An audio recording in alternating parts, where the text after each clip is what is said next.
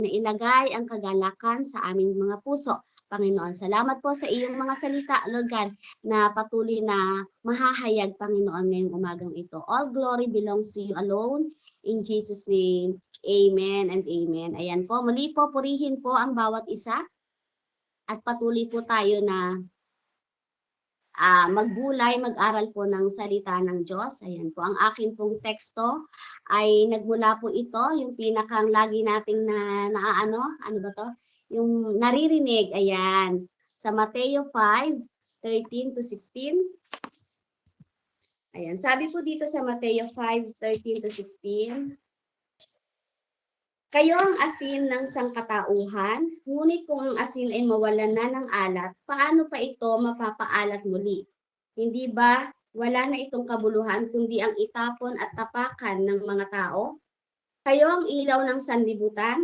Ang isang lungsod na nakatayo sa ibabaw ng burol ay hindi maitatago. Walang taong nagsisindi ng ilaw at pagkatapos ay inilalagay iyon sa ilalim ng banga. Sa halip, inilalagay iyon sa talagang patungan upang matanglawan ang lahat ng nasa bahay. Gayon din naman, dapat ninyong paliwanagin ang inyong ilaw sa harap ng mga tao upang makita nila ang inyong mabubuting gawa at papurihan ng inyong Ama na nasa langit. Amen. Yan. Purihin po ang Diyos sa kanyang mga salita. Ayan po, ito po ay alam ko po na alam ito ng lahat ng Kristiyano. Yan, ang asin at ilaw. Ayan. Kaya naman po, ito po ay I entitled this message sa umagang ito na The Cost of Influence.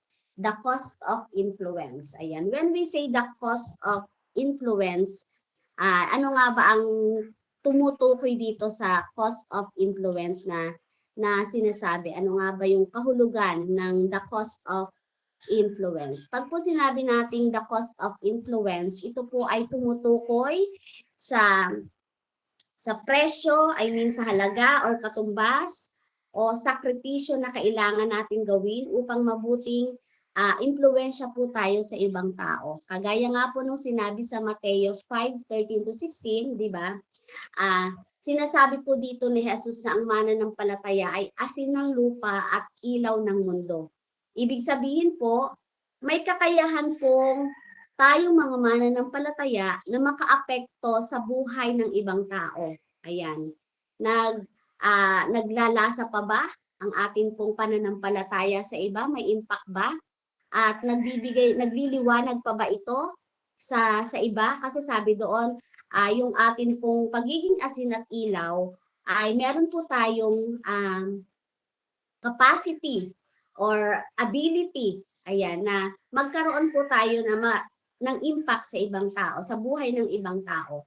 Pero meron din po dong sinasabi na kapag wala na yung asin at ilaw, 'di ba?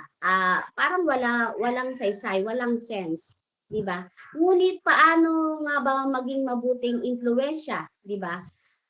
Dito ay pinapakita na yung cost of influence ay yung meron siyang responsibility, 'di ba? Dapat may mga sacrifices, may mga tamang pamumuhay na kailangan upang maging halimbawa po tayo sa iba, dito ba? Kagaya ng kapag sinabi nating cost, ito yung presyo ng impluwensya natin, ito yung katumbas, ito yung halaga, 'di ba? So sa atin, nagkakaroon tayo dapat ng disiplina natin sa sarili, 'di ba? Iwas tayo sa mga maling gawain. And then yung responsibility naman, alam mo may mga taong tumitingin sa yung ginagawa, kaya naman ikaw, nagkakaroon ka ngayon ng responsibility hindi lamang sa sarili mo, kundi sa mga tao na nasa paligid sa iyo. Kasi alam mo na marami sa yung tumitingin. Ayan, hindi ka man magsalita, di ba? Nakakaapekto yung ating mga ginagawa, di ba? Kung dapat maging responsible tayo sa lahat po ng ating mga ginagawa. And then, ano nga ba yung cost pa? Ano po yung pagtindig natin sa tama, di po ba? Kahit minsan mahirap man at hindi ka man sang-ayunan ng iba, pero yun yung yun yung katumbas ng pagiging impluwensya mo na pagiging asin at ilaw di po ba? So glory to God kasi ngayon pong umagang ito ay makita natin na kung ano nga ba talaga ang nais ipahiwatig din sa atin ng Mateo chapter 5 verse 13 to 16. Kasi mga kapatid, 'di ba, sa panahon po ngayon, maraming tao ang gustong magkaroon ng influence. Kaya nga yung iba pumapasok sila sa pagiging, alam mo, ginagamit nila yung mga platform, 'di po ba? Pumapasok sila sa social media, 'di po ba?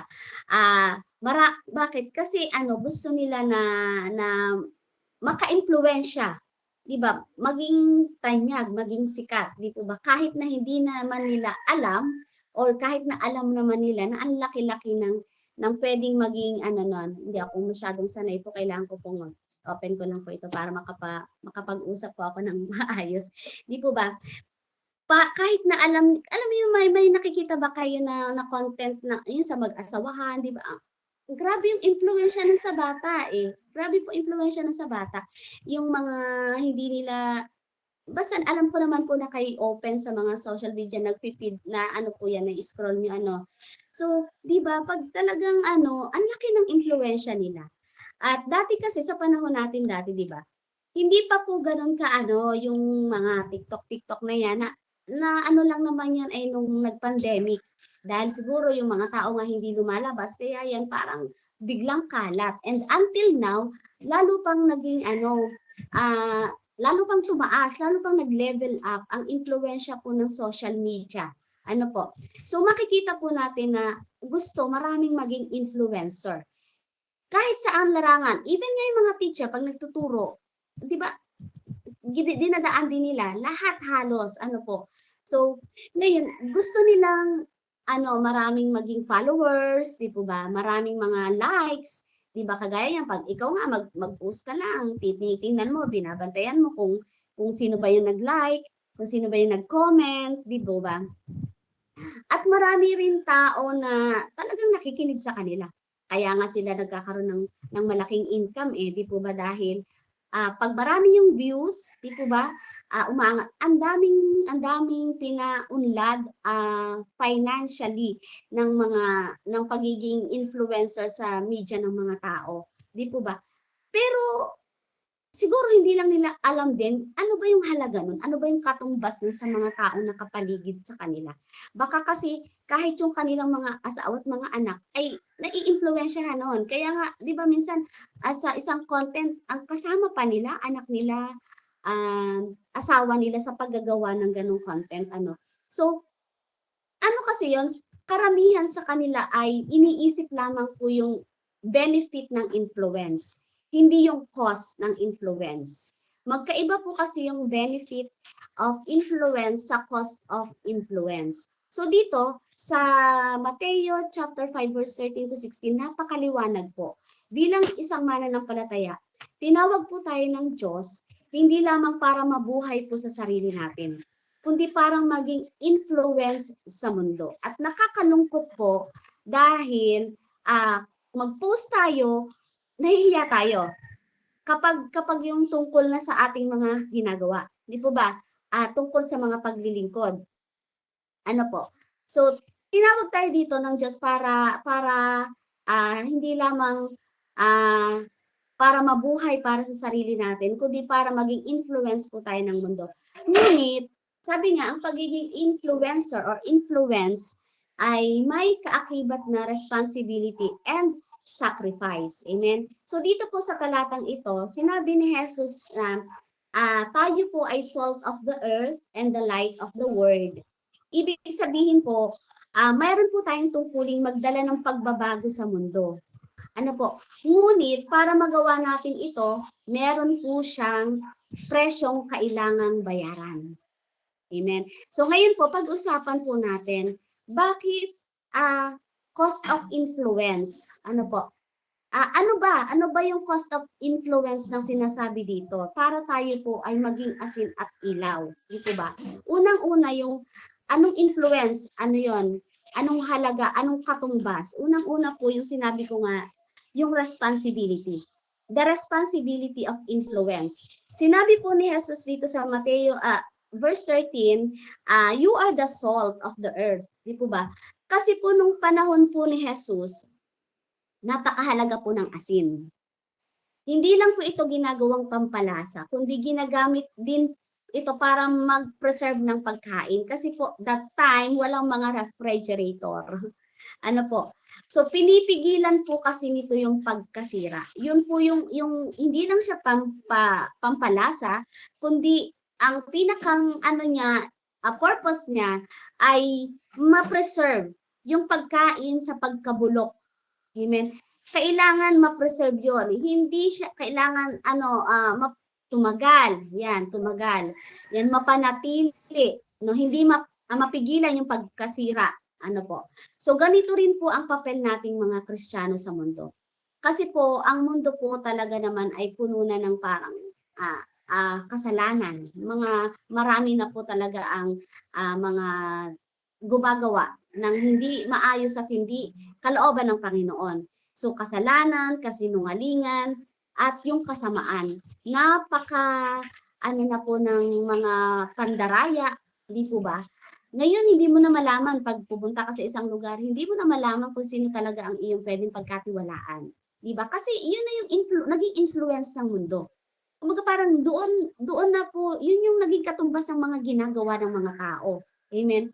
Ngunit, inilagay po tayo pong lahat, inilagay po ng Diyos sa mundong ito upang maging tagapagpigil ng kasamaan at tagapagdala ng kabutihan. Yun na po yung di ba sabi ko nga, pine-preserve ng asin ang pagkain para mapigilan yung pagkasira.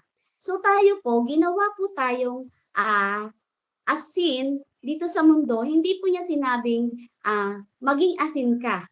Tinukoy po niya na you are the salt. So, ibig sabihin, identity natin yun. Hindi lamang yun pinapagawa sa'yo na maging asin ka kasi totally na pag tinukoy na you are the salt, may alat ka na nun. Di ba? Yung lahat na component ng asin, ano bang component ng asin? Sodium and chloride. Yung lahat ng component noon, ng asin na yon at yun ang ibinigay sa ating identity ng Panginoon, yun na yung kakibat mo, yun na yung dapat na lasa mo talaga. Hindi siya mababawasan, hindi siya makukulangan. Kasi hindi siya matatawag na salt or table of salt kapag walang sodium and chloride. Kapag sodium lang, hindi siya masasabing asin. Kapag chloride lang, hindi siya masasabing asin. So tayo rin, once na ang Panginoon ang nagsabi sa iyo that you are the salt, di ba? Yung pinakang pinakang katangian ng Diyos ay nasa sa atin. Hindi yun pwedeng mabawasan dahil tayo ay kulang, hindi tayo nakatapos, hindi yun pwedeng mabawasan. Hindi rin yun pwedeng madagdagan dahil po tayo ay tayo ay matagumpay sa ating pong mga business, sa ating mga career. Yun po ay nakabase sa identity kung sino yung nagbigay sa atin nun.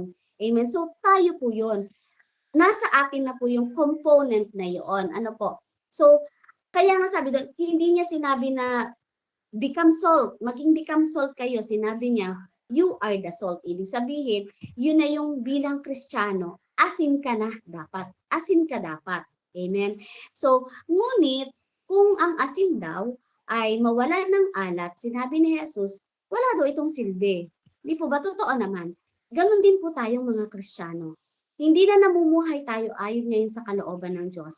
So kapag po ang buhay natin ay kapag po ang buhay natin ay kagaya pa rin nung dati, hindi ka asin. Alam mo yun, yung component ng asin, nawalan ka na ng lasa eh. So wala ka ng silbi. Dapat tayo po ay naiba na tayo. Kasi kapag po tayo ay naging asin sa mundo na ito andun yung pagdaloy ng cost of influence eh. Meron kang effect dapat. Meron ka dapat na nalalasahan ka dapat. Yan, nalalasahan ka dapat. So kaya ang unang cost ng influence po na sinasabi dito is about responsibility. Kailangan nating mamuhay ng tama dahil may mga tao pong tumitingin po sa atin. Hindi ho pwede na asin ka pero may lasa ka lang ay tuwing Sunday. Hindi puwede yun kasi sabi ko nga, isang content yun nasa sa'yo na yun, characteristic mo na yun. Hindi puwedeng every Sunday ikaw lang ay may lasa. Hindi puwedeng every Bible study ikaw lang ay nalalasahan. Alam mo yun? Hindi puwede po yun. Kasi everyday ng buhay mo na naging Kristiyano ka, nakipag-isa ka na, ikaw na yung tinutukoy dito ng Diyos. You are the salt. Hindi nga sinabi na you become the salt. Hindi na you are the salt. Ibinigay na sa'yo yung, ibinagsak na sa'yo yung isang buong katangian ng pagiging asin. Kasi ang dami po sa atin ngayon na tumitingin. Kaya nga sabi ko, the responsibility of influence. At napakabigat po nun. Kasi may pananagutan tayo doon. Alam niyo yun, may pananagutan tayo. Kaya nga, minsan, akala natin tayo po ay hindi enough. Alam niyo, parang kapag dumating sa punto na nanghina ka at parang feeling mo hindi mo naririnig ang tinig ng Diyos, parang ang feeling mo hindi enough yung prayer mo, hindi enough yung faith mo, 'di ba? And meron po siyang epekto. Meron po siyang epekto. Kasi nabawasan na. Nababawasan yung iyong yung alat. Kaya nga sabi nga, when you are the salt, kahit may pinagdadaanan ka, kailangan mo pa rin magkaroon ng lasa. At hindi lang basta lasa. Ang pinakamaganda po nito, 'di ba? Habang natutunaw yung asin, 'di ba na-a-absorb siya, kumakalat siya. Subukan mo po na kumuha ka ng isang pirasong asin, yung daliri mo, lawayan mo, iganon mo lang dun sa asin, lasahan mo, meron. Pero how much more kung tinunaw mo siya? 'Di ba? Sabi niya, Lord, let the illumination of your word saturate me. Alam niyo, saturate me. Yung para siyang na tinunaw, kumalat. Yun po yun. Kaya yung responsibility nito mga kapatid, wag mong sasabihin na para ikaw lang yun. Ay baka ako hindi naman Lord, ganyan, yung mga ganyan. Hindi po.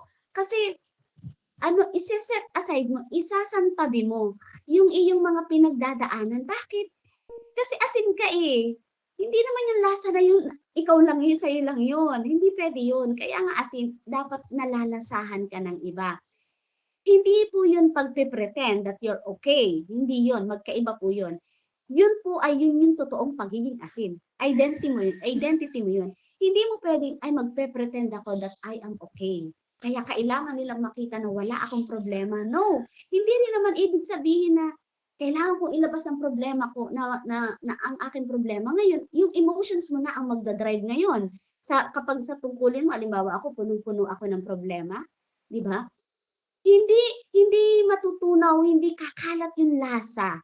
Kapag yung emotions ko ang magda-drive, mag-iniyak ako na mag-iniyak at magsalita ako ng magsalita sa inyo ng aking mga naranasan at mga naramdaman, nawala yung lasa ng salita ng Diyos. Amen? Kaya nga tayo sabi niya, you are the salt. Responsibility mo na ngayon kung paano mo tutunawin yung asin at malalasahan ka sa mga nakikinig. Yung sa inyo po, ginamit ako, may responsibility rin ako. Di po ba?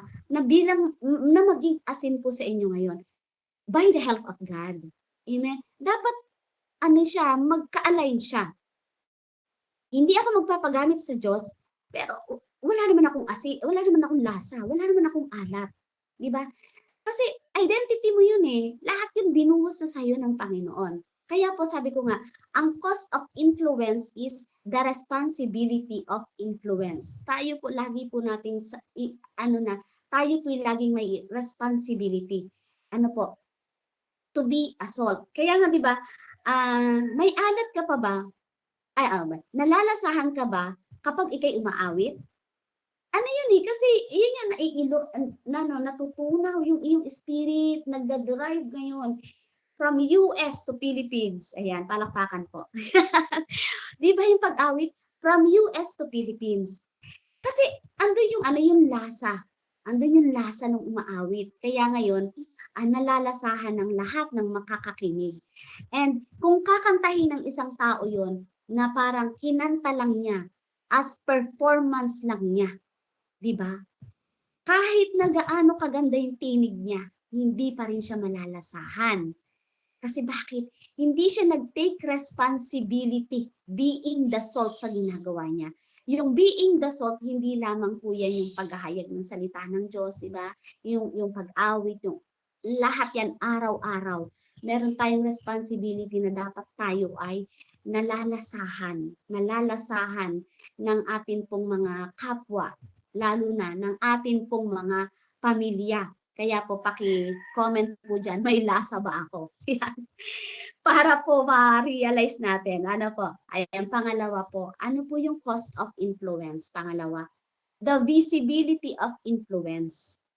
Ikaw ba ay nakikita? Nakikita ka ba na blurred o maliwanag? Di ba? Sabi doon dapat maging visible ka. Di ba? Hindi pwedeng hindi pwedeng ako'y maghahayag ng salita ng Diyos. Pero ayokong ipakita yung totoo, yung katotohanan. Alam mo yon na nalalakaran ko. Dapat nakikita, dapat nagliliwanag. Amen? Sabi doon, you are the light of the world. A city on a hill cannot be hidden, sabi doon. So ang ilaw ay hindi itinatago. Ang purpose kasi nito po ay magbigay liwanag. Amen? So, kapag po tayo ay tunay na Kristiyano, dapat makikita ito sa ating buhay. So, hindi mo kailangang ipagyabang. Hindi mo kailangang ipagyabang. Ngunit natural itong makikita ng mga tao. Hindi mo kailangang sabihin na, ay, basta yung pagyayabang, dapat makikita yan. Hindi pwedeng ang ilaw mo, ikaw lang nakakakita sa sarili mong liwanag. Hindi pwede yun na ang ilaw mo, sa'yo lang yun. Nagliliwanag lang yun sa'yo. Di ba? Kung paano na natunaw yung asin, naging lasa sa iba, ganun din yung ilaw. Di ba? Dapat meron ding ibang nakakakita sa iyong mga ginagawa. Amen. So minsan mahirap, di ba? Minsan mahirap kapag nakikita ka ng mga tao, ng mga ibang Kristiyano, iba yung impression nila sa yung ginagawa.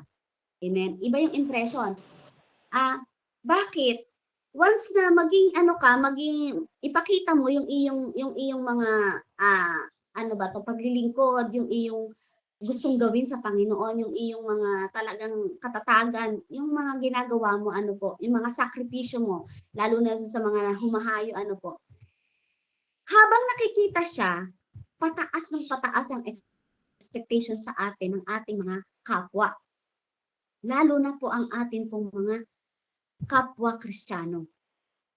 Amen. To the point na parang hinahanapan ka ng nila ngayon. Ay, bakit parang bumabagsak yung Bible study? Bakit parang ang unti ng tao? Or bakit parang ganyan?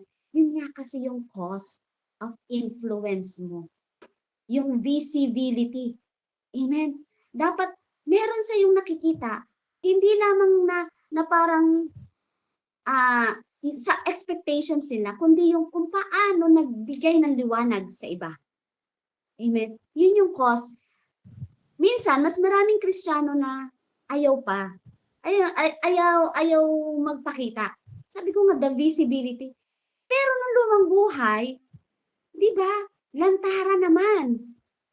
Diba, pag-awit, lantara naman, agaw pa sa mic, may di pagtagay pa. Di ba?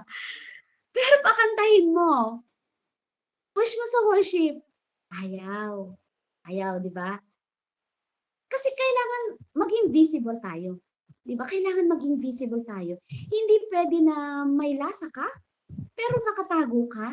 Hindi pwede yun, kaya nga pinagsama niya, asin at ilaw. Hindi niya sinabing asin o ilaw, na mamimili lang tayo alin doon. Dapat magkasama siya. Kasi identity yun natin na tinanggap. Galing po sa ating Panginoon. So, mas mahirap yun. So, mataas ang nagiging expectations nila. Kapag nagkamali ka, mas mapapansin yun. Di po ba? Mas mapapansin yun eh. Pero yun yung halaga, yun yung katumbas ng pagiging visible mo. para maka-impluwensya ka. Kailangan mong lumabas, kailangan mong ipakita yung iyong liwanag. Amen. Kailangan mong makita, kumbaga may pagdadaanan kang mga rejections, may pagdadaanan ka na napakaraming comment. Ay, mali siya, ay, mali, ganyan. Pero tuloy lang. Tuloy lang kasi andun yung yung bigat ng pagiging impluwensya natin, di ba? Yung kung paano tayo magiging asin at ilaw sa iba. So, yung being visible of influence, isa po yun sa cause of influence na sinasabi. Hindi ka na basta-basta makakagawa ng kahit ano, hindi ka na basta-basta makakagawa ng kahit ano dahil alam ng mga tao kung sino ka at kung ano ang pinaniniwalaan mo. Tandaan natin mga kapatid, ang ilaw hindi yan para sa sarili natin. Ito ay para tulungan ng iba na makakita. Meron po akong ipo-forward sa inyo, hindi lang para po ipagyabang po. Isa lang po itong Bible study po namin na ginawa ko nung Saturday. Pero nung ginawa ko po ito nung Saturday ay grabe ang mo yun, yung bago pa dumaan yung grabe na napakadaming mga comments, napakadami. Dinelay pa. Pinutol pa. Pero kailangan kong ipakita yung totoong paglilingkod. Amen? Last minute, 4 o'clock, pupunta ako sa pag-ayo. Pinutol, wag gawin ng 1 o'clock. Alam mo yun? Pero, yun yung cost ng influence mo eh. Ikaw ba ay aayon dun sa iba? Ay sige, wag na lang nating gawin. Diba? Kasi, hindi pumayag. Diba? Pinundi mo yung ilaw mo. Ibig sabihin, pinundi mo yung ilaw mo. Yung influensya mo ngayon ay nanggaling dun sa iba. Kumuha ka ng ilaw ng iba at hindi sa Diyos. Sa Diyos tayo kukuha ng ilaw. Diba? Kung nasa sa atin yung ilaw ng Diyos, meron ka ngayong paninindigan kahit na ano yung maging katumbas. Kahit na ano yung maging katumbas. Amen po. Sige po, wait lang po So, nung Bible study nga po namin ang saya po sa feeling na kapag naging visible ka sa iba. Alam mo yun, naging visible ka sa iba kasi ipinakita mo, tinayuan mo talaga kung ano yung gusto sa yung liwanag na hinihingi sa iyo ng Panginoon. Kasi sabi ko nga hindi lang dapat sa iyo yung liwanag. Ayan po. Forward ko po saglit Hindi po ito, sabi ko nga kanina, hindi po para po ito ipagyabang, po. Para po ipakita natin na maging ilaw tayo doon sa mga tao na nadidiliman. Alam mo yon. Ito pong lugar na yan nandyan po, pinorward ko na po, po. Yan pong lugar na yan, mga kapatid. Wala po diyang humahayop. Wala diyang mga nagcha-church ng mga tao kasi malayo. Ang pamasahe dyan malayo. Sila po dyan ay walang mga tubig, mga ilaw, Pero nung na-handle ko yan 2 years ago, and then ngayon binalik sa akin uli ng isa naming reverendo. Meron na namang mga umuusig, alam mo. Pero glory to God. Kasi kung ako sa kanila ay kukuha ng liwanag, baka kasi yung liwanag na makuha ko, hindi naman siya totoong makapagdadala ng liwanag dun sa iba. So, sabi ko dito, maging visible po sana tayo. Makita po tayo sa mundo. Makita po tayo sa mga lugar na kung saan ay kailangan ng salita ng Diyos. Amen? Ipakita mo kung sino yung Diyos mo. Kung sino yung ilaw. Diba sabi niyan? Jesus is the light. Siya yung ating ilaw. Diba? Ang Panginoong Jesus. So, kung ikaw, bilang isang Kristiyano na sinasabing may impluensya, dala-dala mo. Yung visible, dapat visible nakikita ka dapat. Hindi ka lang dapat nalalasahan, dapat nakikita ka rin. Amen. Bakit? Ano ba yung cost of influence na sinasabi sa pangatlo? Yung purpose of influence. Yung influensya po natin, dapat may purpose siya. 'Di ba? kagaya ng mga sinabi ko mga vlogger, ano ba yung purpose nila? 'Di ba? Ano ba yung purpose nila? Bakit nila ginagawa yun? 'Di ba? Hindi siya masasabing cost of influence, benefits ang hanap nila. Benefits. Kaya gusto nilang maging influencer kasi may benepisyo na pang sarili, pang mundo. Pero yung sa atin, ang sinasabi dito ng Panginoon, cost of influence, yung bigat. Yung bigat ng pagiging asin at ilaw. Di ba? Kung walang bigat yan, ang bigat ng asin yun yung lasa. Ang bigat ng ilaw yun yung liwanag. Amen? Ngayon, yung sa atin ngayon, sinabi doon sa verse 16, let your light shine before others. Sabi doon, that they may see your good deeds and glorify your Father in heaven. Ang purpose po dapat na bilang impluensya natin bilang isang mananampalataya, dapat ay meron tayong purpose to glorify God. Amen? Ang tunay na layunin ng atin pong influence ay hindi po para tayo ay sumikat, hindi po tayo para mapalakpakan ng atin pong mga bishop, mga reverendo, pastor, hindi po tayo para makilala ng mga ka-churchmate natin na tayo ganito. Hindi po. Ang impluensya po natin, ang purpose po dapat ay para maparangalan ang Diyos. Sabi doon, so that, and glorify your Father in heaven. That, sabi doon, that they may see your good deeds. Diba? So, ibig sabihin, that they may see, visible dapat. Visible ka dapat. Bakit? Ano yung purpose? To glorify our Father in heaven.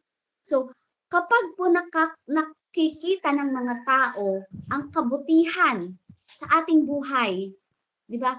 Ang ating kabaitan. Pag po nakikita ng mga tao yan, ipakita mo. Di ba kung dati nga, ang tapang-tapang natin eh, kita-kita, alam mo yung pinagsisigawan pa natin pag tayong galit, napaka-iskandalosa, alam mo yung, wag lang niya akong susubukan, mga ganyan. Di ba? Di lalo na ngayon. Di ba? Nung tayo dati sa lumang buhay, hindi tayo papatalo. Di ba? Hindi tayo papatalo. Talagang papatol at papatol tayo. Ano yung purpose mo kung bakit ka pumatol? Bakit? Parang feeling mo wala sa akin wala sa akin dapat gumanito. 'Di ba? Yun ang purpose mo eh. Para itaas yung sarili mo doon sa iyong ginagawa. Kaya ngayon, ang lakas ng loob mo ngayon na pumatol sa kanila. To the point na parang ang pagpatol mo, yung kagaya rin ng kanilang ginagawa.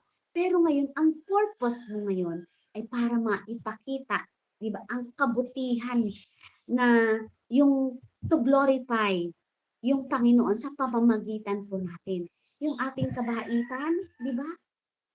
Ang laking ano niyan, impluwensya. Mag-glorify ang Panginoon. Di mo malala, sabi niya, may nagsabi niya, bakit kaya pag ikaw kausap ko parang bumabait ako? Yung may mga ganon, di ba? Tapos, pagkausap mo siya, hindi siya yung kagaya ng kakilala mo dati na parang, di ba may mannerism na puro salita ay pagmumura, minsan mga green jokes.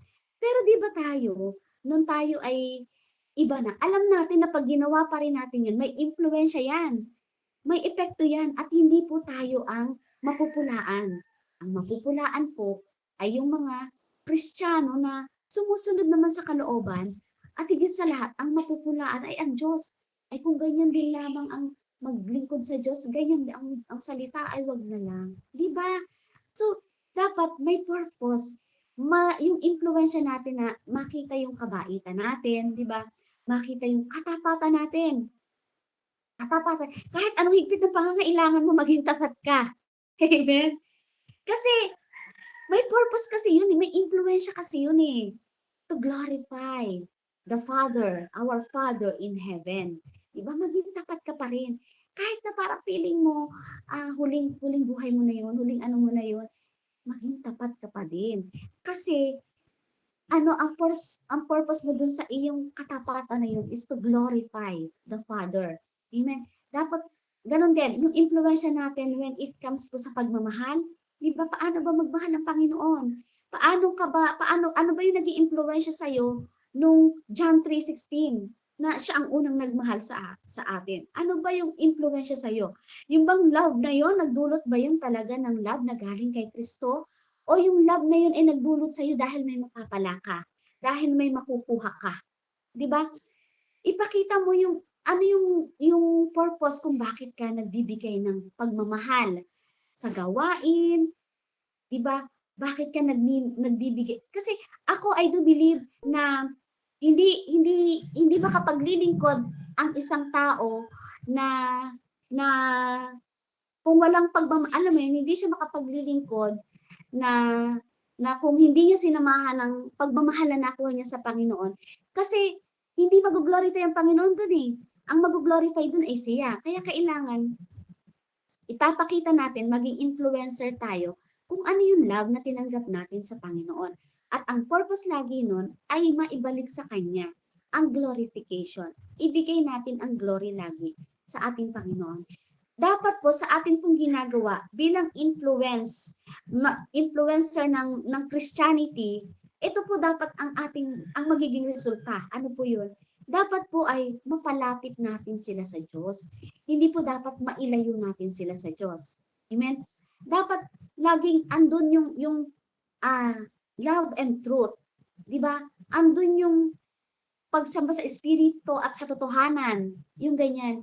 Yung lagi kang ginagawa mo, bubukas pa lang yung bibig mo na meron ng mga sumusunod na thoughts sa isipan mo, pero yung lahat ay patungkol sa kabutihan ng Diyos. Kung paano sila maiilapit. So sabi ko nga, kung ikaw i-drive lang ng sarili mo, di ba, na ngawa ng ngawa ikaw, di ba, parang hindi mo naman nailapit ang Diyos doon. Parang dinagdagan mo pa yung dalahin nila na andyan nga sila para makinig, para ma-enlighten, para ma-revive. Pero kung puro problema ang ibabawa mo sa iyong mga pinagdaanan, di ba, ay nasaan doon yung purpose. Baka sila ay natapos yung gawain, ay kung sila ay pumasok ay hina, ay lalo pang nanghina. Di ba? Dapat lagi nating itataas na ito yung standard ng Diyos. Kailangan nating itaas na ito para sila ay mapasalamatan nila lagi ang Panginoon. Ang tunay na Kristiyano ay hindi naghahanap ng sariling papuri. Hindi yun yung purpose natin. Kaya tayo tinawag ng Diyos. Hindi yung purpose natin to become influence. Yung purpose of influence, hindi yun para sa ating sarili, hindi po yun. Ang purpose po niyan ay to glorify our Father. Yun po yung purpose natin. Yun po talaga yung purpose natin. Hindi yung maipakita yung ating galing, sabi nga ni Sis Bebs kanina, di ba? Dati talaga maganda na yung boses niya, pero dito niya talaga. Kasi ang purpose niya talaga is mag-glorify yung Ama sa kanyang pag-awit. Ganon din naman sa atin pong lahat ng mga tumatayo dito. Nag-glorify naman po talaga yung Panginoon sa atin pong platform na ito. So, ang hinahanap niya ay ang kaluwalhatian ng Diyos. Yun po dapat. Ang hinahanap po natin, kaluwalhatian po ng Diyos. Kaya ang influence natin ay hindi po patungkol sa fame. Hindi po yun. Hindi mo pwede kasing ipagmalaki na may knowledge ka na, hiningi mo na lang ay wisdom. Hindi kasi pwede yun na, ay alam ko na yan, ay ang galing kong magbulay kasi nag-aral naman ako kaya ang dali kong magbulay. Hindi mo pwedeng ipagmalaki yun. Hindi mo pwedeng ipagmalaki yun sa Panginoon. Bakit? Panginoon ang magbibigay sa iyo ng impluwensya na ang purpose ay siya ang mag-glorify. Bakit? Kasi po, yung purpose of influence, ano po yun? Ang purpose po nito ay tungkol sa mission. Yung mission ng Panginoong Jesus, tayo na po ngayon ang gumagampan sa tulong po at biyaya po ng Panginoon. Yun po dapat yung purpose of influence po nating mga mananampalataya. Amen. So tatlo lang po yan. Ano ba yung cause of influence na sinasabi? Una, the responsibility of influence. Pangalawa, the visibility of influence. Pangatlo po, the purpose of influence. So dito po sa pag-aaral po natin ngayon, nakita natin na ang pagiging influence bilang Kristiyano ay may presyo pala. Amen? Paano mo napepresyohan ang influence mo bilang isang Kristiyano? Anong presyo? Anong katumbas? Anong bigat? Amen? Anong bigat? Sabi po dito, meron lang po akong isi-share. Ito po ay wisdom po na nakuha ko rin po sa amin po kahapon. Ito po pala yun, bigat ng cost of influence. Kung pagbabasehan po natin ay presyo or mag-ano po tayo into numerical. Ayan. Kanina ay science component, ngayon naman po ay alam niyo, di ba si ano, di ba, nung time na, ano ba to? Sabi ko nga sa mission, Panginoon po ang magbibigay sa atin naman talaga. Dun sa Leviticus chapter 26 verse 8 po may sinabi po doon na yung 10,000 po pala, yung 100 yung 100 po pala ay katumbas doon ng 10,000. Amen. Leviticus 26 verse 8. Tingnan po natin ha. Ito po yung kung pagbasehan natin, anong halaga? Baka akala mo hindi mo kaya kasi kulang ka. Kaya hindi mo magawang maging influential sa iba. Hindi po. Kasi Panginoon ang nagbigay sa atin to be salt and light. Kaya po Panginoon pa rin ang tutulong po sa atin. Amen. Sabi po doon sa Leviticus chapter 26 verse 8. Ayan, basahin po natin ha. Verse 26.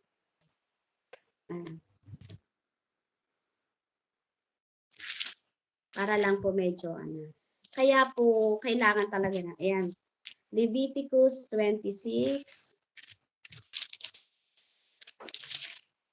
verse 8. Sabi po dito, sapat na ang 5 sa inyo upang talunin ang sandaang kaaway at ang sandaan para sa 10,000 kaaway. So may nilagay po dito na numbers. Amen. So kung makikita natin, sa isang pamilya, ako kagaya ko sa aking sambahayan, ayan, si Sis Joy, patotoorin niya, sila palang nakakakilala sa Panginoon. Di po ba? Ngayon, paano yung influence mo as Christian dadaloy sa buong mong sambahayan na ang dami nila? Ang dami nila. Paano ka yung influensya ng lasa ng asin, yung alat ng asin, at liwanag ng ilaw, paano yun ngayon dadaloy? Kung ang dami mong sambahayan, mga magulang mo, mga kapatid mo ay unbeliever, solo ka lang. One ka lang. Di po ba? Pero glory to God naman ngayon ay ilan na po kami, mga pamangkin ko. At na-share ko na rin po ang aking mga kapatid. Kapag nga naghihintay sila lagi ng pagchat ko, lagi sila naghihintay na yung walang God bless you. Kasi dati parang weird sa kanila yon. Pero ngayon, glory to God. Ngayon, sabi doon, kung sino man po yung makaka-relate, kung yung iba po na sa sambahayan nila is mga believer na, napakalaking biyaya po yan. Pero ito po, kung yung iba naman po ay sila pa lang, di ba? Ang totoong may commitment at talagang nauunawaan kung bakit sila dapat asin at ilaw, di ba? Ito po yun. Yung pagiging influensya natin. Sabi doon sa verse 8, sapat na ang 5 sa inyo upang talunin ang sandaang kaaway at ang sandaan para sa 10,000 kaaway. So sabi doon, yung 100 po pala, amen, ay katumbas daw ng 10,000. 10,000 kaaway. Pero bakit nanalo?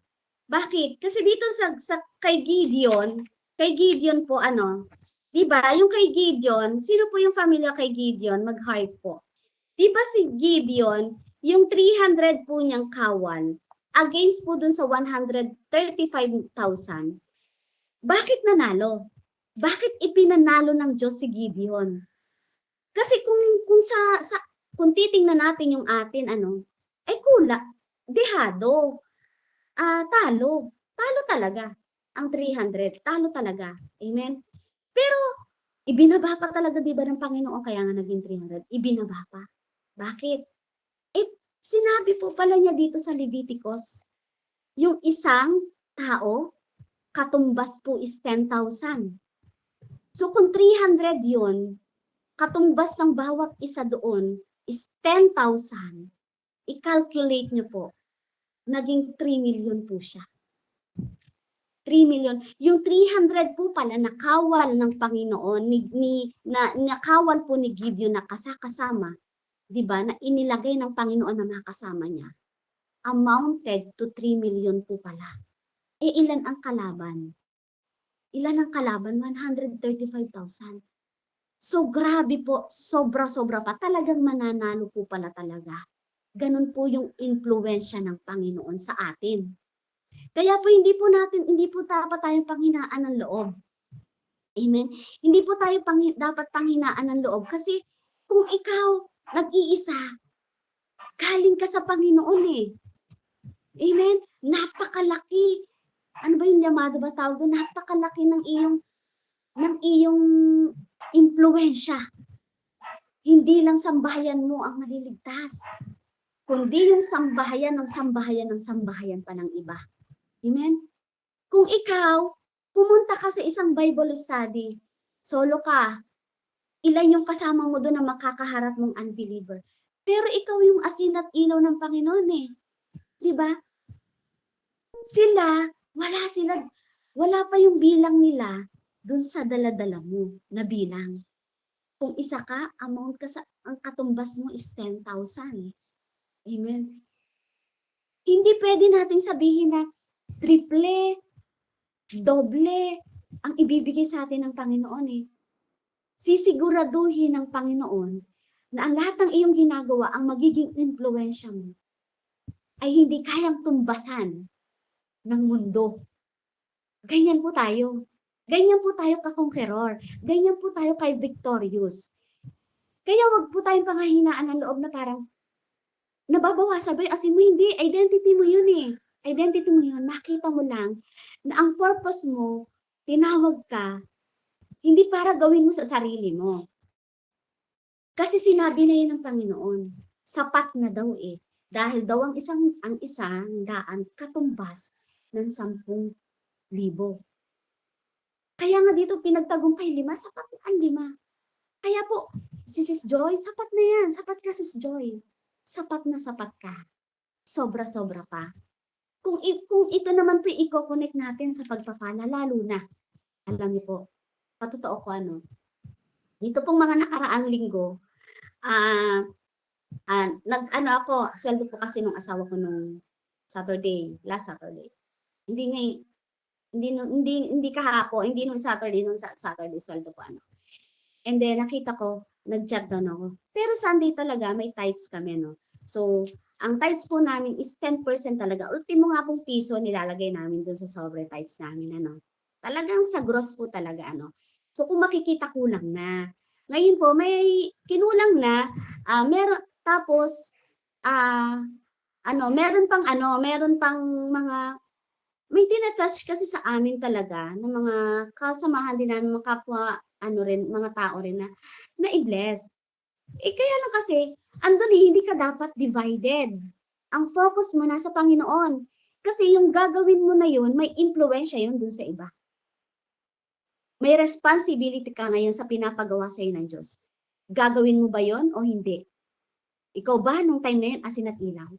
Alam mo yung nangyari, kinulang. Lumagpas po sa 2K. Ang bill po namin ng kuryente, inabot ng 2 months.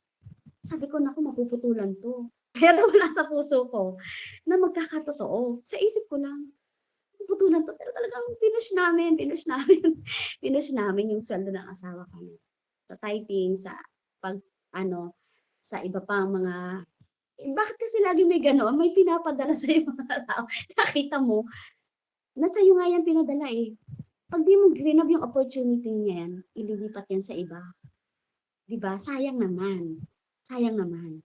Pero yung influensya mo doon ang pinag-uusapan eh, kung paano ka malalasahan ng tao na yon at kung paano, diba, dadalo yung ilaw sa kanya na parang mag-glorify niya yung Panginoon. Kasi kailangan niya. Ngayon ginawa mo, nag-glorify, salamat sa Diyos. Diyos ang nag-glorify. Di po ba? Ano mo, nung Tuesday, Friday, andyan na nga yung mga mutol. Sasampay ako. Mga puputulan ko na po kayo. Inhabot kasi ng 2 months. Bill namin is 4,700. Sabi ko, sige po. Pero, report nyo po, pero baka pwede wag nyo na lang tanggalan ng ilaw. Kasi i-report nyo na lang po. Kasi para may kita rin yung mga humutol. Kasi wala siyang kita kapag di siya nakapamutol. Tinutulan. Alam ko na by ngayong araw na to is babatakin si Metro. Alam niyo po yung kagandahan nun? Alam niyo po yung kagandahan? Naniniwala ako Wala po, hindi man lang kami nabalisa, hindi man lang kami kinulang ng tulog na nag-isip. Ganyan po kasi yung sa Panginoon, eh. Yun yung impluwensiya ng salita ng Diyos sa akin. Sa akin ngayong pagtayo doon sa aking pangangailangan, yun ang naging impluwensiya ng word na akin pong idini-deliver at binabasa. Ngayon po, natunaw yung asin ng Diyos, yung salita ng Diyos, at yung ilaw ng salita ng Diyos sa akin nung time na yun. Go, go, go, go, ganyan ano. Tapos, ah, merong mga dumating sa amin na blessing, pero hindi rin yun sa amin. Pinapadaan lang sa kamay namin. Pero kasyang-kasya rin kasi may tira pa kami pera. Kasyang-kasya. Pero glory to God. Alam mo yung glory to God? Kasi, may hawak ka pero hindi, anong impluwensya ng hawak na pera na yun na hindi naman galing sa'yo, ipinapadaan lang sa'yo? At ano yung impluwensya sa'yo na si Jesus ang Jehovah Jireh mo? Anong impluwensya sa'yo? Kaya po hindi namin ano, glory to God, pagising namin ngayon, meron po sa amin nagbigay din, nag-bless din sa biyaya ng Panginoon. Higit pa po sa 4/7. Kaya ngayong umaga lang, 7:44 AM, nakabayad po yung aking alam mo yung gumising lang kami, na ayan na pagtingin ko sa cellphone, meron ng pambayad. Alam mo yun? At sobra-sobra pa. Ayan, bago po pumasok yung aking anak, nabilhan pa po ng Jollibee ng aking asawa. Sobra-sobra pa po. Alam niyo, kasi, alam niyo, ayan, wait lang po. Ayan po. Sobra-sobra pa. Kasi ano eh, alam niyo yun, hindi ka kasi po pwedeng mag-impluwensya sa iba kung yung impluwensya ni Jesus wala sa'yo. Hindi kasi magiging totoong light at hindi rin magiging totoong salt at wala rin yung purpose doon. Amen? Kaya po sa atin, sulong lang po tayo. Amen? Sulong lang po tayo. So una, bakit? Kailangan nating yung makita sa atin ng pagiging influence bilang Kristiyano na may bigat at presyo. Diba? Kasi ang sabi ko nga, ang asin, ang bigat niya, yung lasa niya, yung alat niyan. Ang ilaw, ang bigat niyan, yung liwanag mo. Di po ba? So bakit kailangan makita sa atin? Una nga sabi ko, may responsibility tayo bilang asin ng lupa. May responsibility tayo. Pangalawa, may visibility tayo bilang ilaw ng mundo. Pangatlo, may purpose tayo na ituro sa mga tao ang patungkol sa Panginoon. Hindi lang sa yung hindi lang nasa iyo yung asin at ilaw, hindi ka tinawag para ikaw lang ang malasa, ikaw lang ang maalatan, ikaw lang ang mailawan, hindi po. May responsibility tayo na maging visible tayo. Ituro mo, ituro natin. Alam mo yon yung salita ng Diyos. Ituro natin. Bakit? Ang tanong kasi diyan, nagniningning ba ang ating ilaw? O nananatili lang na para sa atin lang po yung ilaw? 'Di ba? O baka naman tinatakpan natin ito. Bakit? Natatakot kasi tayo na i-reject ng mundo. Natatakot tayo pintasan ng ating mga kapatid. Natatakot tayo pintasan ng ating mga asawa, ating mga kamag-anak, kapitbahay. Ayan, kanta ng kanta. Ay, glory. Ano mo yan? Church ng church, di ba? Wag. Di ba? Nais ng Diyos na gamitin ko ang ating buhay upang magdala ng pagbabago sa mundo. Ngunit mangyayari lamang po ito kung handa tayong tanggapin ang cause of influence. Amen po. Ayan. Salamat po sa Panginoon. Kaya ngayon mga kapatid, bilang tagasunod ni Kristo, piliin po nating mamuhay bilang asin at ilaw upang sa lahat ng ating ginagawa, ang Diyos ang maparangalan. Amen. Glory to God po. Sige po, tayo po ay manalangin. Naano ako sa timer. Joke lang si Annalisa. Ayan, salamat po, pero nawa po ay na-deliver din po ng salita ng Diyos.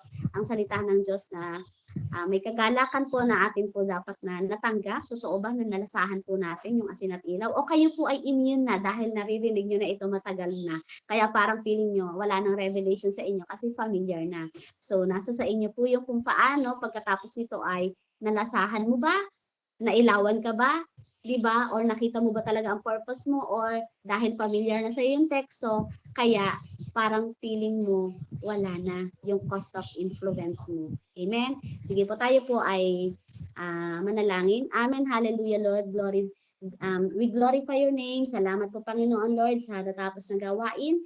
Nawa Panginoon Lord God, na ikaw ang patuloy na naitaas po namin. Kung may pagkukulang man po ako Lord sa akin pong mga nagawa, kung hindi ko man Panginoon na nabigyan Panginoon Lord God ng justice, nawa Panginoon Lord God ay hayaan mo na yung Holy Spirit mo pa rin Panginoon ang mag-touch sa lahat ng mga tao Panginoon na narito. Salamat po Ama. All glory belongs to you in Jesus name. Amen and amen. Amen po, and back to you Sis Annalisa. Salamat po sa lahat. Amen and amen. Thank you po, Sis Medj. Akin sanang ipapasa ang microphone kay Sis Jenna kasi dalawa po kami ditong pasi para naman din po sa insight ay marinig po natin yung kanyang boses naman. Amen. Ano po, Sis Medj, ang oras mong inilagay ko kanina, talagang nag-note ang oras eh. Amen po, ano? Ayan, joke lang naman natin, pero pakikita ko lang sa iyo. 8:22, ayun. Ang sa kanyang worship at sa kanyang pag-start ay speaking. 8:22, inabot siya ng 9:16. Kaya may utang